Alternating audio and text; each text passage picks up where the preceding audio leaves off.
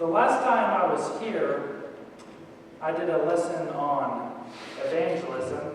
I talked about Ananias, and though he was kind of in a situation where he had some fear because he was talking to Saul, who was known for putting Christians into prison, had authority to do so, he still did it. And this next lesson that I'm bringing to you is going to be on the topic of evangelism. And I think when we think about evangelism, there's certainly a lot of fear. You know, certainly everyone has something they're scared of. And, you know, if you're anything like me, you've been scared to evangelize before. There's been certain thoughts that have gone through your mind about whether someone will listen to you or whether they'll make fun of you, you silly Christian, you have no logic, whatever. There's some fear in that. But what I want to communicate to you this evening is the persistence of evangelism. The persistence of evangelism. Because that person that may ridicule you, that may put you down, may tell you that you're not very smart, not very intelligent, that person may eventually wise up. So we need to be persistent in our evangelism. In every single aspect of it. We need to be people who don't give up on others, even if they are being stubborn. Because our job is to plant the seed and to water it, let God give the increase. Our job is not to get frustrated when that seed just doesn't seem to be growing. It's God's part to make that seed grow. Okay, so I want to talk to you about being persistent in evangelism. If you've got your Bibles, turn them over to Acts chapter 17. Acts 17, that's going to be our text. It was ironic that last time we talked about the conversion of Saul. Now we're going to talk about his evangelism. Now we're going to look at things that Paul did. That's how he is known by this point. When he went to 3 different locations, and each of these locations had a different response, but each and every single time he showed persistence in doing so. So, therefore, when we evangelize, there's going to be persistence that's required. And as we're going to see in this text, there are 3 cases where Paul was persistent in evangelism, and likewise, those same cases that Paul was persistent in, we're going to run into those too, if we're actually reaching out to people. So, that first case of being persistent in evangelism is to be persistent even when the word is rejected. Notice Acts chapter 17, verses 1 through 3. It says, "Now when they had traveled through Amphipolis and Apollonia, they came to Thessalonica, where there was a synagogue of the Jews. And according to Paul's custom, he went to them and for 3 Sabbaths reasoned with them from the Scriptures, explaining and giving evidence that the Christ had to suffer and rise again from the dead, and saying, 'This Jesus who I am proclaiming to you is the Christ.'" Okay, so we see Paul, he went to Thessalonica, and it said it was his custom to go into the synagogue of the Jews. All right, he always did this. He always went into the synagogue. Why? Maybe he was getting some results from it. And that's certainly a principle that we can use. You know, maybe you're not someone that is necessarily comfortable with having a one-on-one Bible study. It can be intimidating because you don't know what kind of questions they're going to ask. But maybe you're someone that can invite people.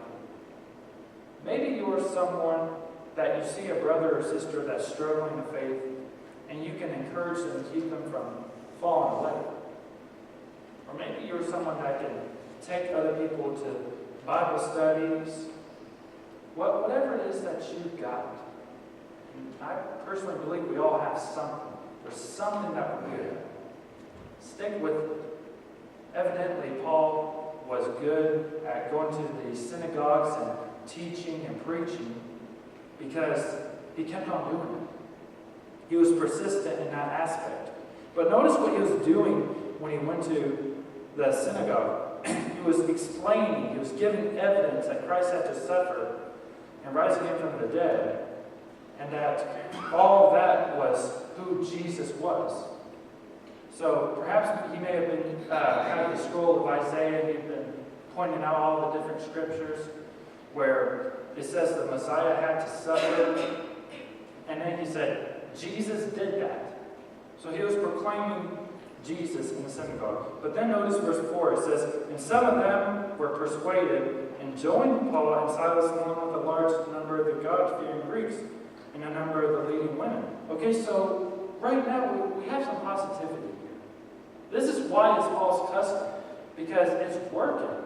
There's people that are learning, they're understanding, and they're being persuaded.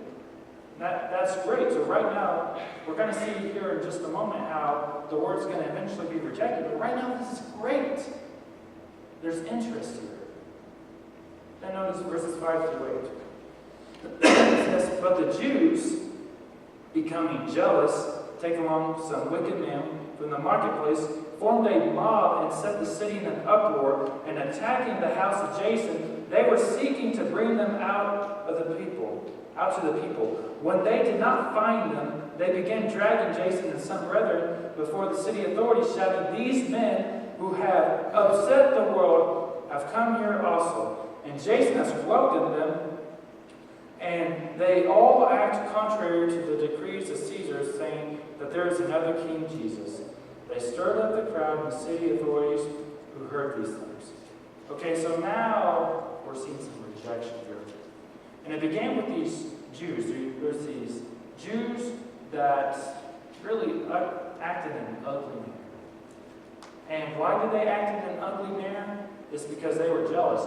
Why do you think they were so jealous? Perhaps it was because they were losing all of their followers. Perhaps it was because they were losing that power. They were power hungry in a sense. And even though it is the great message of how men and women can be saved from their sins and have a relationship with God and go to heaven, they didn't care about that. They cared about their power. And so their jealousy caused them to do all these different things. They set a city in an uproar. They attacked the house of Jason. Jason, it seems to be, was someone who was housing Paul and his companions. They set the city in an uproar. All right, they got wicked men from the marketplace and they formed a mob. You know, they caused all sorts of trouble. And it's really sad to see this. It's really sad to see how, although Paul had something good going here, it was quickly shut down because of these jealous Jews. And it caused the rest of Thessalonica to reject the word. In fact, we see it when we read 1 and 2 Thessalonians that Paul had been concerned about their faith. Why was he so concerned about their faith?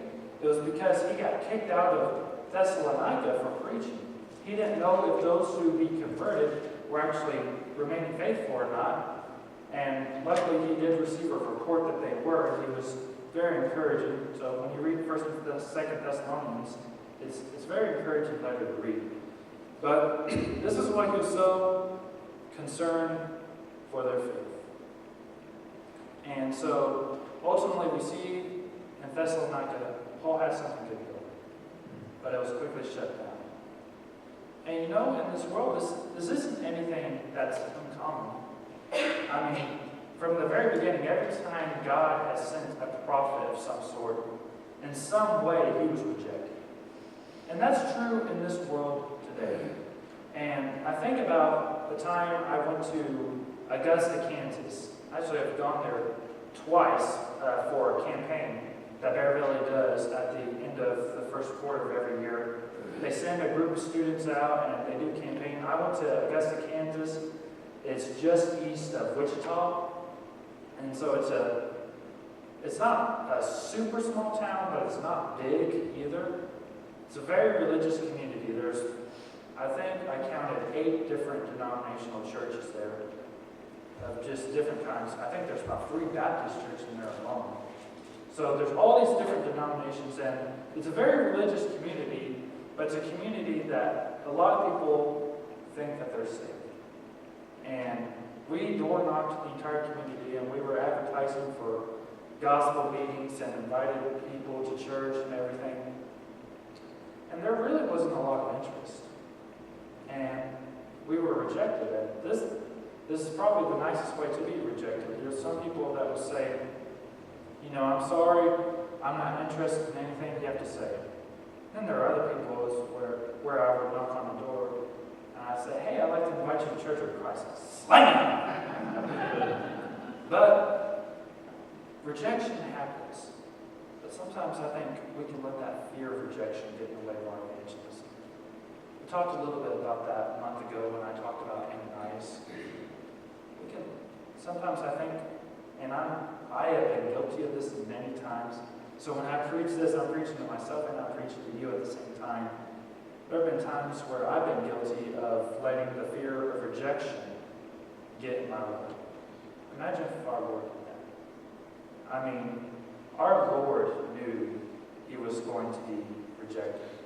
In fact, in Matthew chapter 10, he told his disciples that they're not above him and that they're going to be mistreated too. So he knew there was going to be rejection. But imagine if he let the fear of rejection get to him. None of us would have our sins forgiven. There may be people that will reject the message that you have right now, but eventually they might just receive it. I think it's fair to say that Paul at first rejected the word, but what's he doing now? Or at least now in the context of what we're reading. All right, so we got to be people who move beyond that fear of rejection. We have to be people that move beyond rejection itself, because we have to remember that we're the communicators of the Word. We're not the designer of the Word. We're not the chef, nor are we the meal. We're just the servers. That's all we're doing. So in reality, they're not rejecting us. It's nothing personal about you. It's nothing personal about you. It's personal about God. They are rejecting God in that case. And the best thing to do in that situation when you are rejected is pray. That's the best thing you can do. Pray for them. Pray for their hearts to open. Pray for them, that if there's any willingness at all to hear the word, that may spring forth. So what we need to understand is there will be rejection. There always has been, there always will be. I don't understand it. I really don't. I don't understand how you can reject the word of the Almighty God, but apparently you can. But we need to move beyond that. We need to be persistent and go beyond that. The second case where we must be persistent is especially when the word is obeyed. Look at Acts chapter 17, verses 10 through 12. It says, "The brethren immediately sent Paul and Silas away by night to Greer, and when they arrived, they went to the synagogue of the Jews." Okay, so you notice that they went to a different place. They went right back to the synagogue. Why did he go to the synagogue? Because it's working for him. It's his custom. Okay, verse 11. "Now these were more noble-minded than those in Thessalonica." Now stop right there. The text is not saying that the people in general are more noble-minded. This is the Jews. Okay, so the Jews in Thessalonica, they're a bunch of jealous Jews that sent wicked men into marketplaces to stir up a whole bunch of trouble. These Jews are different. They're noble-minded. Why are they noble-minded? Well, let's keep reading the text. "For they received the word with great eagerness, examining the scriptures daily to see whether these things were so." Okay, and of course I think a lot of church members has this passage probably memorized to be like the people in Berea, to make sure you're listening to your preacher, make sure he's accurate with the text. And that's great. That's because that's what it's saying. They were more noble-minded because they were willing to be taught. But they took it with a grain of salt. They didn't just take the preacher at his word. They actually looked at the text. That's something that we most certainly must do whenever any man, whether it's me, whether it's Joel, whether it's whoever you have for a gospel meeting, whether it's someone that is studying with you, is to make sure that what he says can be confirmed by Scripture.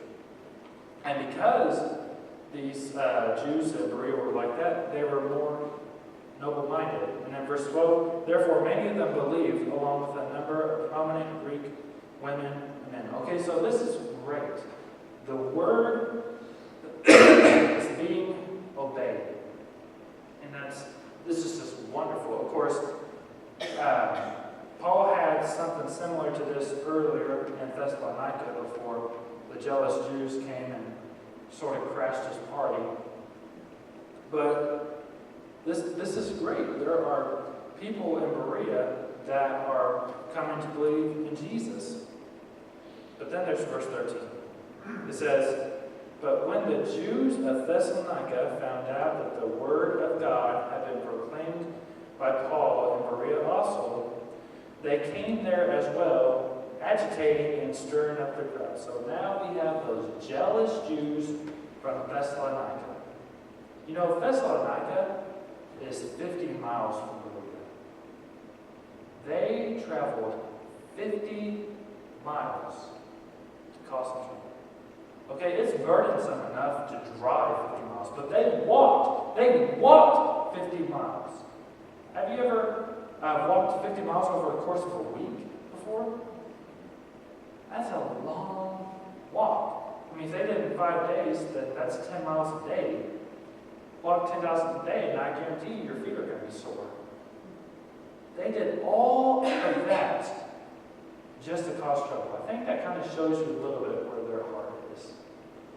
But regardless, what we remember by Berea is the fact that these Jews at the synagogue heard the word and they examined it. They didn't just take Paul at his initial word, but they actually looked at the scriptures and looked at the arguments and such. And so that's something that we get. And we're going to have people like that. You know, and someone I think about is my best friend from home. His real name is Walter, but everyone always called him Doug because his name was Walter. And he wasn't one that really liked the name very much, but he liked Doug better. But he was an atheist when we were in high school. But he was also my best friend. He was someone that never really considered religion, just wasn't part of his life. And there's a lot of things about the existence of God that didn't make sense to him. This very intelligent kid. But he was my friend.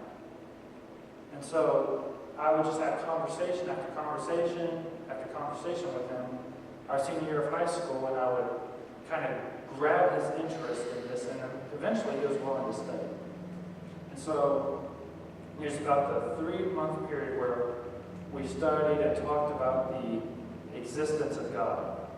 In those 3 months, he told me that he believes that there is one true God and that this Holy Scriptures are his inspired word. After that, we studied for like 2 weeks and he became a Christian. But it's cases like that. You know, he was my friend, therefore he was willing to learn. He was receptive. We're going to have people that are honestly receptive, and we should be praying for that, shouldn't we? We should be praying that we come across people that are searching. There's plenty of people searching, there's no doubt. You know, I feel like oftentimes we look at the news and we say, oh, everyone in this world is just so evil, they don't care about anything, but I don't find that to really be true. I mean, I come from Oklahoma where, you know, people generally are very nice. I mean, people aren't quite as nice here as they are there, but they're not mean either. And a lot of them are kind of receptive, you know. There are people in Denver, Colorado that are receptive. There are people that I'm willing to bet that live around these communities that are receptive. There's probably people at your jobs right now that are willing to learn. It's our job to reach out to them because their willingness to learn and our patience to teach them, whoever it may be, may eventually lead them to becoming Christians, just like they did in Berea. So we are persistent so that those who are willing to listen will come to obey. Okay, so we must be persistent in evangelism, especially when the word is open. And then our third and final case of being persistent in evangelism is whenever we are ridiculed. And I touched on this a little bit at the very beginning of the lesson, but we got to be persistent when we're ridiculed. So notice Acts chapter 17, verse 16. It says, "Now while Paul was waiting for them at Athens, his spirit was being provoked within him as he was observing the city full of idols. So he was reasoning in the synagogue with the Jews and the God-fearing Gentiles, and in the marketplace every day with those who happened to be present." Okay, so what we see from Paul is, again, sticking with the custom, go into the synagogue, and reason with the God-fearing Gentiles and the Jews. Okay, that's nothing new. He's done that every single time. But there's also something else he did. He was in the marketplace. He was reasoning with the people in Athens. Now, a little bit about Athens. During this time period, it wasn't quite as great as it had been formerly, but it was still considered that big place where a lot of intellectual people live. Okay? But you also notice in verse 16 that Paul was provoked by how many idols there were. There were more idols there than there were people. Okay, idols were all over the place. Okay, and so obviously that caused him to be provoked, and he did something about that. That provocation he had led to him reasoning with the people. Does that happen with us today? If not, why not? You know, whenever we see people ridicule about the message of God, why don't we try to reason with them a little bit? Maybe it's that fear. Or maybe it's because society, in some ways, has run down the idea of religion. Who knows what it is? I mean, it's kind of an individual case. But there's something that plays in that may not cause us to act on the being provoked. Maybe it is that we're not provoked. When we see other people turn into something that's not God. Or when we see other people turn into denominations that are in error. We have to be provoked. We have to be willing to reach out to people. Okay? So notice also verses 18 through 20. It says, "And also some of the Epicurean and Stoic philosophers were conversing with him. Some were saying, 'What would this idle babbler wish to say?' Others, he seems to be a proclaimer of stranger deities, because he was preaching Jesus in the resurrection. And they took him and brought him to Areopagus, saying, 'May we know what this new teaching is which you are proclaiming? For you are bringing some strange things to our ears, so we want to know what these things mean.'" Okay, so Paul's proclamation of Jesus in the marketplace led to a bigger setting for him to preach the word. He was proclaiming to the Epicureans and the Stoics, and these were indeed very popular philosophers. If I remember correctly, Epicureans had to deal more with about the pleasures of life and being content, while the Stoic were very, very strict on their emotions. Okay? And so we already see a little bit of ridiculing here in the very beginning, verse 18, when it says, "What would this idle babbler wish to say?" Imagine someone saying that to you today.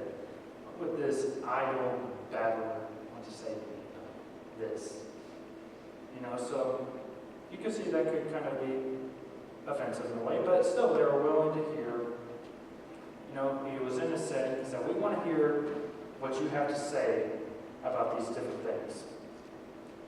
And so from there, Paul gives this very, very excellent sermon And he covers a lot about God and who he is and his creation and how they need to come, that all men need to come to repent, that no longer is it acceptable to be ignorant. It was just this fantastic lesson that hopefully one of these days I might get to preach through that text to you guys.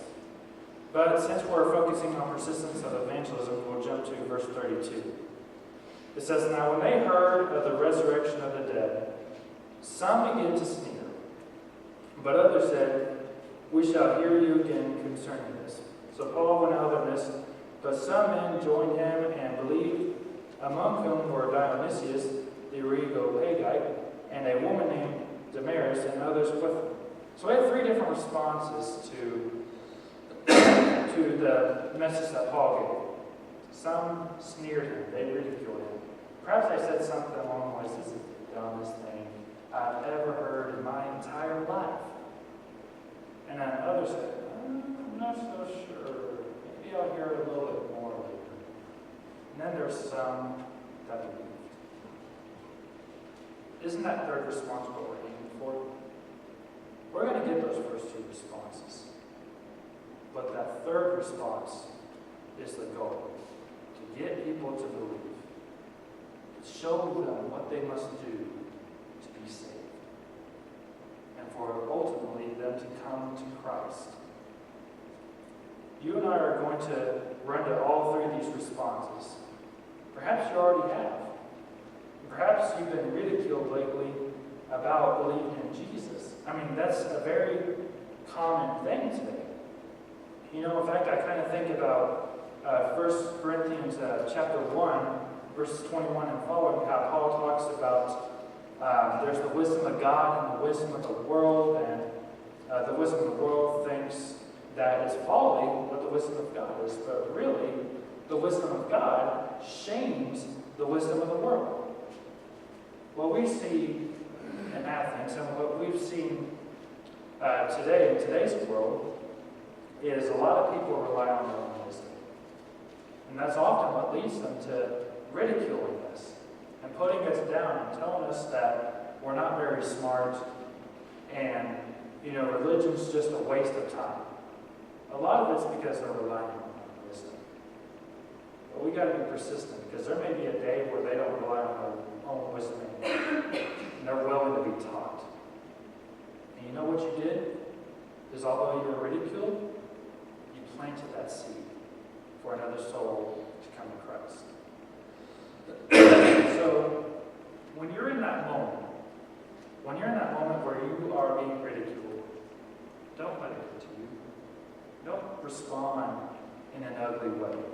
Don't respond in a way that is un-Christ-like. Remember in that moment that you are a Christian, and you are making an effort to help them become Christians too. So don't respond in a non-Christian way, but instead pray for that person.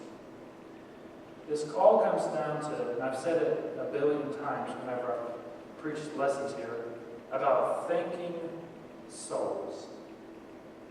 And I say that often because I want us to continue to keep that in mind, and I want me to continue to keep that in mind too.